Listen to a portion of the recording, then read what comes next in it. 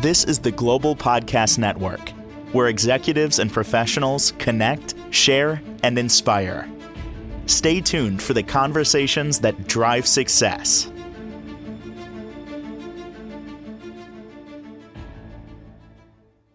We are back here with Joyful Life Hypnotherapy. I think we all deserve to have joy, live joy, feel joy. And that's what Rosemary Powell is here doing as a hypnotherapist, sole proprietor, sole practitioner. She's joining us today to help us understand the benefits of hypnotherapy, all it could do. And really excited that she's back with us. I know we're going to talk a little bit about self-talk. We're going to talk a little bit about past life regression. And all that can go in hand with our hypnotherapy sessions that can help you with grief, with trauma, with old emotions, with pain, with stopping, bad habits. There's a lot that she could do, and I'm glad she's back. And now, the woman of the hour, please introduce yourself. Say hello. Oh, good morning, Jill. Good morning, everyone. Yes, I'm Rosemary Powell, and it was 35 years ago that I found hypnotherapy, and it's literally saved my life. So I am driven by my life purpose to pay it forward, to help other people with the mechanisms of hypnotherapy in their life.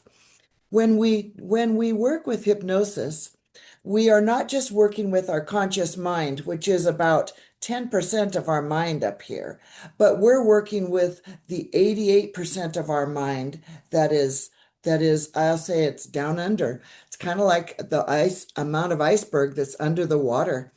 And so today I wanted to share the value of positive self-talk. When Mm, every morning when we wake up, we have 50,000 new cells. And to think, oh, our body's restoring all the time.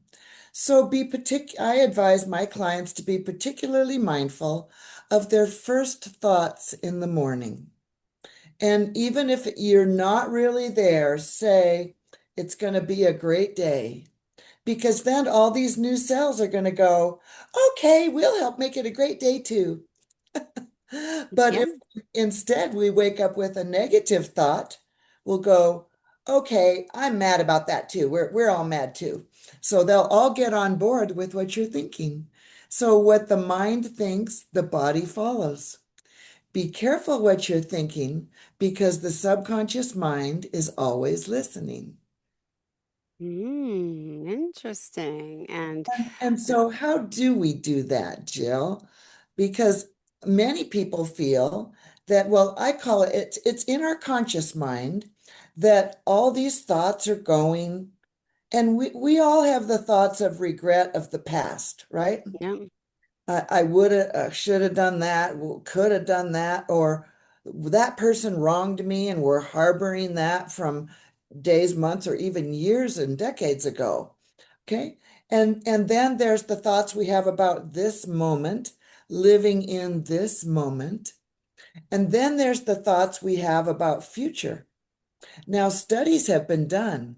They say that like in the high 90% of these thoughts are negative, Joe. Wow. And this doesn't have to be because what we're thinking, we will manifest. Now, this doesn't mean we say irrational things that we won't settle with when we feel them. But for instance, one of the beliefs that many of us grow up with because of our parents trying the best they could was, I'm not good enough, Mm-hmm. feeling not good enough, and Yeah. or feeling that you are a mistake, Ah. or in some families, that you're not important. Because I mean, parents today, we're working one or two jobs. We have so many pressures on us. Parents have their own relationship issues going on. And so we can begin with hypnosis because if we just talk about it up here, we can work on our thoughts. And actually, I call all this self-talk, I call it a bunch of monkeys in the trees. Oh, mm-hmm. And the monkeys are chattering away. And many of us don't think we can control the monkeys in the trees, but in reality, we can. So begin with I am good enough. Even if it feels a little like, I don't know about that. Or we can soften it and say, every day in every way, I'm doing better and better. Mm-hmm. And so we can take a soft approach to it like that. Or because I practice self-hypnosis, I am feeling more peaceful, relaxed, and calm. But so, Jill, how do we get these self-talk really anchored into a true belief that we feel in our heart and our soul and we can manifest in our lives? And that is with the hypnotic I trance. was going to say, I think I need your help for that because a lot of us don't know how to do this. Aha, there it is. Uh, so, so between our conscious mind and our subconscious mind is the critical factor. Mm-hmm. And after the age of 12, it actually closes. Wow. Yes, it actually closes. So as we're saying, I'm good enough, I'm good enough, I'm good enough, it will literally be bouncing off our subconscious mind, even though our subconscious mind needs it.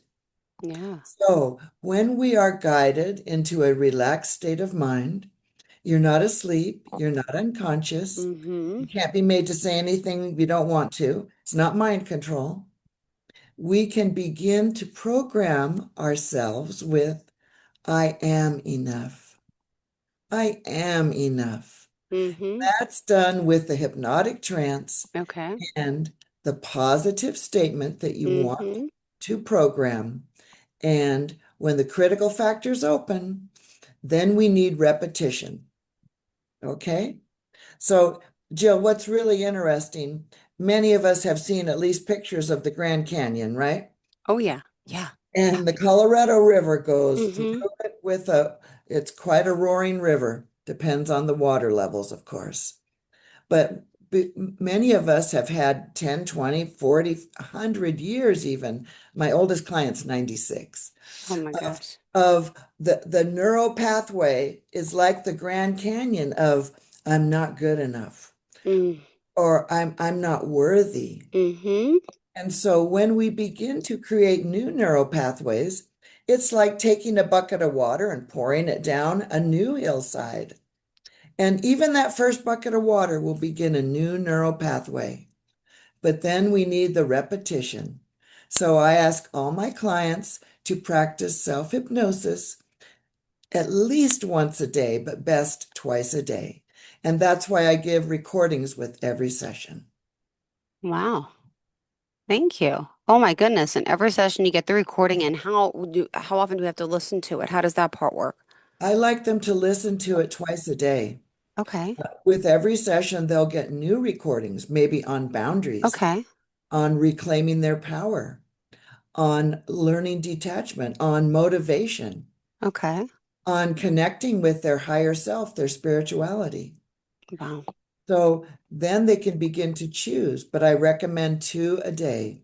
People that work 12-hour shifts and thing, I'm realistic. Let's say one a day, but do a pinky swear you're going to do it one a day. Because hypnotherapy and changing our subconscious mind's programming needs repetition. Wow. It actually takes 30 to 60 days of repetition of a new belief in order to anchor it in our subconscious mind to reprogram it. Awesome. Wow. And a lot of us do this negative self-talk, let's just say, right? And it's no help to us whatsoever.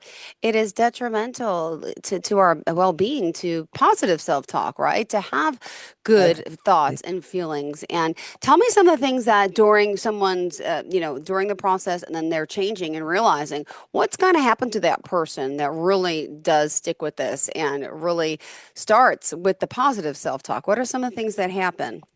Well, it's really amazing. There's often results right away. Mm-hmm. I'm seeing a young man with cerebral palsy. He's 20 years Okay. old. He's intelligent. He's in college studying business, but he wants his physical therapy to be more effective. So he won't have to walk with a walker. He wants to walk with his crutches and eventually a cane. So I designed a program for him that all of his muscles in his shoulders relax. They are capable of relaxing. and his body and his spine hold him grounded into the core of Mother Earth and are upright and balanced. And after that one session, now we made a recording still, but after that one session, I had him bring his crutches that time. He brought his crutches and he walked the fastest he's ever walked, he said. He was grinning from ear to ear. And it was just I was about to be in tears. I wished I'd videoed it with his permission. Yeah. And then I heard from his mother a couple days later that he was still walking upright. Ah, And even reminding her, Mom, we're not going to forget our recordings every day, every day. He wants a new neural pathway. He doesn't want the old Grand Canyon that feared he'd never walk with a cane. And another gentleman, well, I work with many people with anxiety, mm, and it's usually just a few sessions that they say I'm less anxious at home, and my family's less anxious because I'm less anxious. And even my dog, who I thought had an anxiety disorder, is less anxious. She she comes up to me and wants to just hang out much more peacefully. When one person gets hypnotherapy, it affects up to 8 people, Jill. wow. Isn't that Wow. fun? Yeah, that's awesome. So think what that does for your family and your relationships and your work relationships. I love it. Wow. Well, hold on. Let me ask you about well, before we finish, more on self-talk, anything else? And then we're going to dive into something else, but I don't want to No, jump the gun. other than the magic of self-talk and Mm, affirmations is the trance. I teach all my clients self-hypnosis. mm. So it's a tool they can carry throughout their lives. I still do self-hypnosis, self-talk every single day. And the next part of the conversation, we are excited to learn about because a lot of people want to know about this past life regression. Is that what do you call it That's specifically? right. Past life regression therapy. And what does that Yes. mean specifically? Oh, it's very exciting, Jill. Within our subconscious mind, Hmm. we have all our memories. We even have the memories of previous lifetimes. Now, prior to Christianity, the whole world believed that our souls reincarnated multiple times, even hundreds or thousands of times. Okay.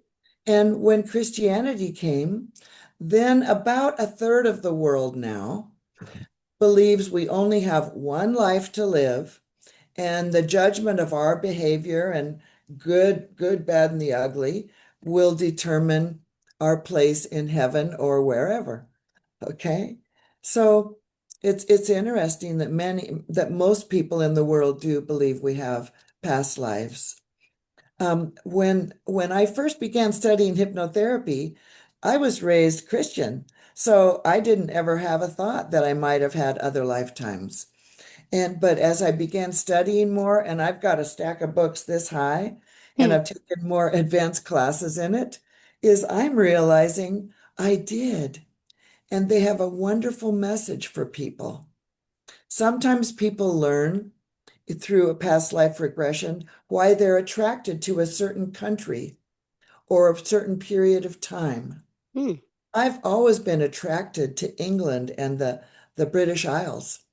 I had another client who said, I even decorate my house in the colors of India.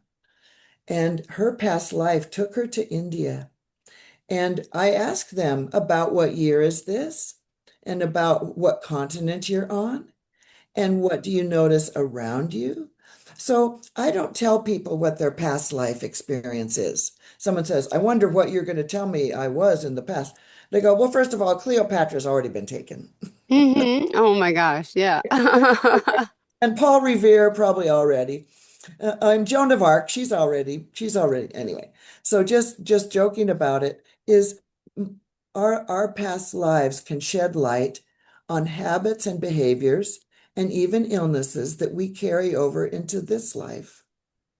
And so one particular woman that I share, she wanted a past life regression.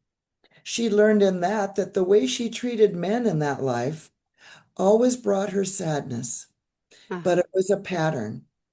mhm. And her comments after that were, I'm going to completely change my husband and my relationship because it hasn't been good. And now I know it can be because that's not the kind of woman I want to be in this life. So there's times it's something very uplifting. You recognize your soul family. You see people from this life that you recognize from in other lives. You may find out that in one of my lives, I was a man. I was a blacksmith. Mhm. And one of my sons in this life was my son in that life. So it's so amazing as they begin to find people that are familiar to them. Because many of our lifetimes we go through, we may even marry the same husband we married before. Wow, really? Yes, yes. So it's very intriguing, and especially people need to know that there are documented cases.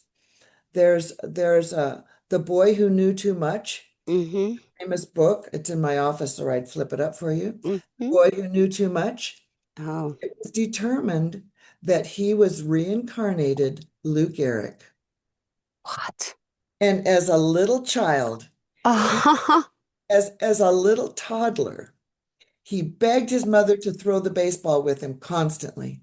He insisted on wearing Dodgers jerseys every single day. So she just bought five of them so she could get them through the laundry. And later she took him to the field where they played. And he said, Mommy, when I was here, there were no lights. So we always played during the day. Oh my goodness. And he walked up to photographs of the team and pointed to, um, I'm going to say Mickey Mantle. Mm-hmm. Mickey Mantle, the one, oh, I bet I got the wrong ball player. And he said he was mean to me Hmm. because there was an ongoing fight between those players. And even in his next life, he remembered that. So, one other fun thing about that little boy, when he was shown a picture of Lou Gehrig's parents, he his mom said, "Do you know who they are?" And he said, "Yes." And he pointed to the woman and he said, "That's you, Mom." So his mom in this life was his mom when he was Lou Gehrig as well. And he knew both his parents at that life's names. Wow. Got to read that book, Jill. The boy, Oh my, I'm fascinated by this story. I got goosebumps. This is great. it's great. Another story is, I'm trying to remember the name of the book, is of a young boy who was drawing aircraft carriers at a very young age, very articulate, very specific, and he was drawing fighter planes from the Second World War. And and he even had the numbers on the The planes. tail number. I heard about this one. Yes. Yes, yes. And he I'm even gonna, put the numbers on the aircraft carrier. oh He my also had goodness. regular nightmares of drowning, of crashing and drowning. Wow. Yep. So at first, the parents tried to just say, oh, just ignore him. It's just a phase. It's just nightmares. But as time went by, uh, they began to discover that the aircraft carrier numbers were of a specific carrier. And there was a reunion of that carrier, the pilots that were still alive from the Second World War. And they took their son and went to meet the survivors. This little boy walked up to them and addressed each one of them by name. So, do we have past incarnations? I don't just believe we do, I know we do. I'm Googling that story. I'm trying to get the kid's name. I forgot his name. Hold on. It was a Oh, the name Lenning, of it is James Soul Leninger. Survivor. Yep. The name of it is Soul Survivor. That's the name of the book. Yep. Oh my goodness. And then I heard one about a child who was fearing, ambulances and fire departments, and turns out he was in supposedly in 9/11. Did you hear about that one? That was Oh, on the news a few years ago. Supposedly he was one of the victims that fell out of the building. I mean, just oh, I just can't. And like my question to you, or someone who I don't know if anyone knows this, but how far back can we go? And like, because then it's like, what gets me is, okay, let's just use the example of, let's just say the world, the September 11th. So just say 25 years ago, just or 20 uh-huh. years ago, just say. But so when does that person reincarnate? Because like their family's still here on Earth praying for them and talking to them, and like when does a soul reincarnate? Does it happen right away? Does it happen years later? Could it happen not at all? Like this is like more of a question for like God, but he's not here with us today. I mean, he That's is right. probably, but like these are So the things I'm curious. Do you have any insight what you think just from what you know, people you from talk to? my gut feelings, Yeah. we can reincarnate even there's a lot of studies done on the interlife, the life between lives. And there are Brian Weiss has done 35 years of study, and all of the hypnosis he did with clients was past lives and interlife. And this is there's a period of time where we meet with a soul, with our soul council, and have a life review. Mm-hmm. We have things that we learn from that previous life. And there's even a type of library that we go to in the interlife and discover more things we need to learn for our soul's evolution, for our soul's journey. And so if someone from World War II or 9/11 can reincarnate now, here, how many years later, then it could be anywhere from a few years to maybe 50. So when I guide a client, go back in time, because when a client sees me for a past life regression, I ask them to, what would you like to learn from this? And a physician that I saw, because he had chronic pain in his shoulder, he wanted to go back to where that health problem happened. And it was in a primitive time where the weapons were swords. He was stabbed in his Yeah. shoulder. Ah. Okay. And but does that mean he didn't have other lifetimes between then and now? I can't answer that. Ah. Some people have a sensation also, and I'm not making a judgment on this. Can our souls have two incarnations at the same time? Our soul is not our body. Yeah. Can it reincarnate two bodies at a similar time? So I'm still studying this, Jill. Yeah. And it's because it's so beautiful and people's experiences. A young man that I saw, he said, I don't understand why I'm in banking. I don't Ah. understand. I don't understand why I love buying my wife nice things. I just love it. Well, the first life he went to, he was a street urchin. His dad was an alcoholic and he lived in the British Isles. He's thinking England. And when he would steal from one of the vendors, the baker or the fruit man on the street, he would always steal two things because there was a little girl there that was also a street urchin because her father was abusive. So if he stole a loaf of bread, he'd steal two. So she would always have one. So he was always providing. And this is now manifesting in his current marriage. And as far as banking, in another life that he went back to, he was a banker, and they had a little house in Ohio in the turn of the century by the description of the architecture. And and when he and his current wife in this life first married, they walked into a house in Bakersfield, California. And it was a turn of the century, older little boxy home. And she walked in and she said, we have to live here. We have to live here. Mm-hmm.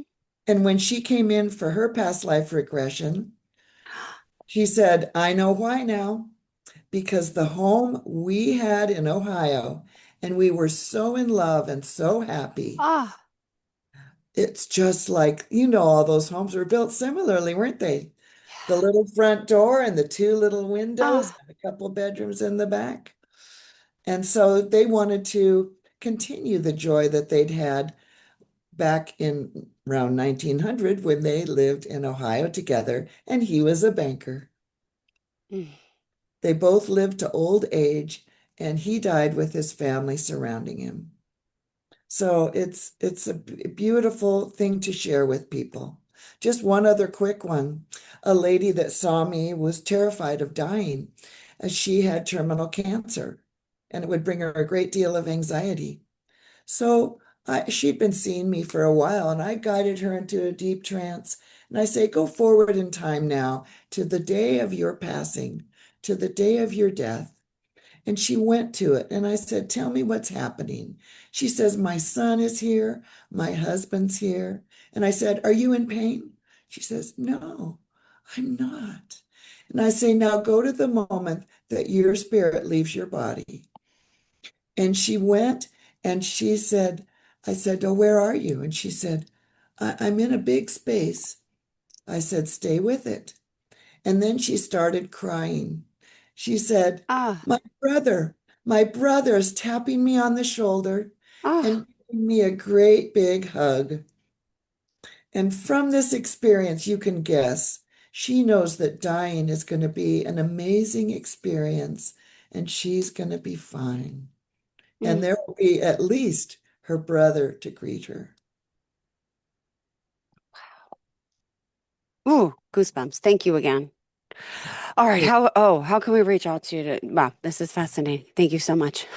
Yes. My Oh, my my website is joyfullifehypnotherapy.com. I'm in Tehachapi, California, but I see people worldwide over Zoom. And my phone number is 661-238-9154. It's beautiful. great being with you, Jill. Thank you so much. Looking forward to the next time we connect. Thank you again. And always a pleasure, Rosemary. I love talking to you. Have a Wow. beautiful day Thank you now. so much. Enjoy your day. Thank you for that. This is the Global Podcast Network, where executives and professionals connect, share, and inspire. Stay tuned for the conversations that drive success.